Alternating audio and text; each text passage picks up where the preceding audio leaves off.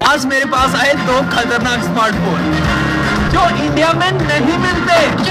एक गेमिंग में तो दूसरा कैमरा में। ये है रेड मैजिक 8S Pro और Nubia G50s Pro और इसके अंदर तो एक ऐसा कैमरा है जिसको कोई देख ही नहीं सकता। और मैंने इसमें प्रो लेवल गेमिंग की वो भी बिना किसी रुकावट के, क्योंकि इसमें 11 लेन वाला कूलिंग सिस्टम और एक फिजिकल फैन भी है और इस फैन की आवाज भी आती है।